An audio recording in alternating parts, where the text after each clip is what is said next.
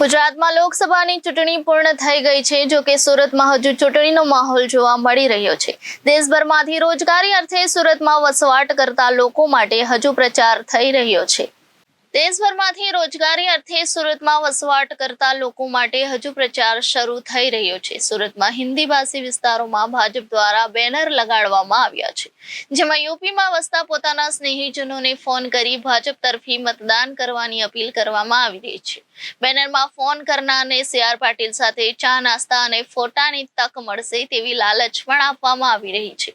ઠેર ઠેર જગ્યા પર ભાજપ દ્વારા બેનર લગાડવામાં આવ્યા છે, જેમાં ગુજરાત પ્રદેશ અધ્યક્ષ CR પાટીલની સાથે સંગીતા પાટીલનો ફોટો પણ લગાડવામાં આવ્યો છે। ફોન લગાવો યુપી જીતાઓના સૂત્રના બેનરનો ઉલ્લેખ કરવામાં આવ્યો છે।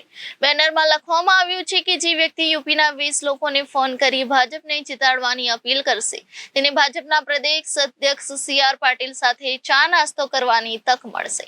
યુપીના 20 લોકોને ફોન કરી ભાજપને જીતાડવાની અપીલ બાદ જે વ્યક્તિઓને ફોન કર્યા હશે તેનું નામ, નંબર, લોકસભાની વિગત જે તે ફોન કરનારે આપવાની રહેશે।